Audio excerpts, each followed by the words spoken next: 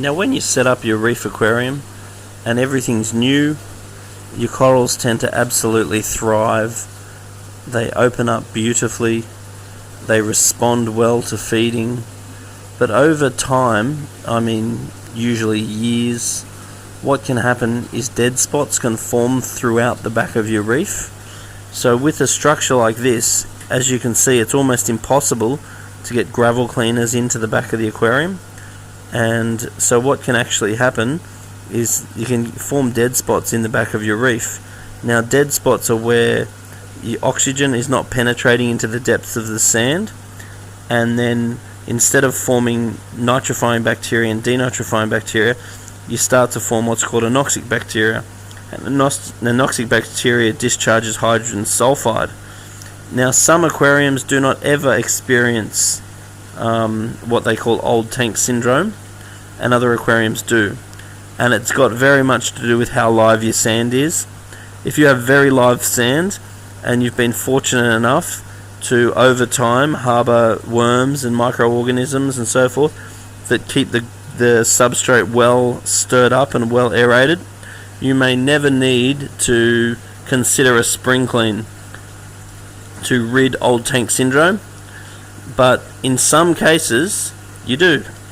And so once again, what I'm calling old tank syndrome is where your sediment chogs the back of your reef and your mulm accumulates, and then you start to form anoxic zones which discharge hydrogen sulfide.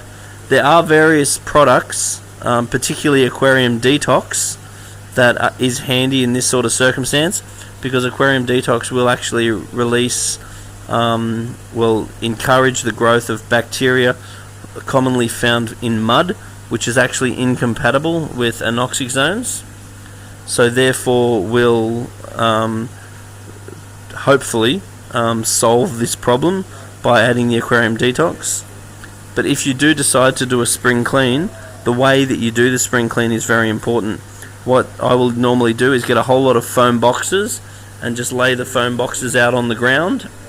Then I will collect my corals and place them submerged in aquarium water in the foam boxes. Then I will collect all the rock out of the aquarium and place that in foam boxes and put a bit of wet paper over the top of it, wet from the aquarium. Then I will catch the fish out, and all of this time I'll do my best not to disturb the substrate. And in a perfect world, I will have usually added Aquarium Detox to the aquarium a month or two before I attempt this, because the real fear is that during this process you release hydrogen sulfide, and I have actually had circumstances where people have done this sort of thing and watched the fish literally die in front of them, and that's because the hydrogen sulfide has been released. So the key is to try and get the fish out before you disturb the substrate too much. And obviously having fish like wrasses and so forth is going to minimize how much control that you have. But once again, if you see the fish suffering, just quickly grab them out, throw them into the foam box that you've prepared, and then they're usually totally fine. So once again, drain some water out of the tank for the corals, drain some water out of the tank for the fish, remove the live rock. Then if you have not disturbed the substrate too much, the other thing too is make sure that you actually drain out most of the water before you start disturbing the rock, because you need to have that water out so you can use that water to replace again. So I'll go through the process one more time. You drain some water out of the tank for the corals and put the corals in the foam boxes. You drain some water out of the tank for the fish. You remove, you drain most of the water out, maybe over half of the water out, and you keep them in drums that you've pre-prepared. Then you then you remove the rock out. Then you put them in foam boxes. Then you catch the fish out and put them in the water that you've prepared. Then if the water's fairly clean, it has no smell, and you haven't disturbed the substrate too much, then you can take a little bit more water out to keep that as well. And then The last bit of water you'll usually dump, because by then the water's usually looking pretty disgusting. Then you're going to scoop your sand out, and the sand will need to be cleaned. In a perfect world, the sand would be cleaned in salt water, but in this case, particularly if your aquarium is many years old, the sand will normally either just be replaced, so you'll clean some new sand and put some new sand in, or you will clean your sand the best you can, and then when you put the aquarium back together again, you put the new sand or the clean sand back into the aquarium. And I would usually introduce a bit of the old sand so you can hopefully harbour any microorganisms that may still be in there. But mind you, when you're in this sort of circumstance where you're feeling you need to do a spring clean, usually your microorganism culture has deteriorated over time, so it's not as valuable as you'd think it would be. Then you put all your rock back in. Then you replace the water. Replacing the water after you put the rock in is most common. Then, but it doesn't really matter which way you do it. Then you introduce pre-prepared water that you have that's going to make up the rest of the 50% of the aquarium, trying to make sure that the temperature, pH, or particularly temperature and salt level is exactly the same. Then introduce the corals back in again, and introduce the fish back in, and the fish can be just thrown straight back in, assuming that you've been aware of and adjusting the temperature and salt level, because you really don't want to have to reacclimatize the fish if you can help it, and you should have the ability to manipulate those levels so they are actually correct before you have to introduce the fish back in again.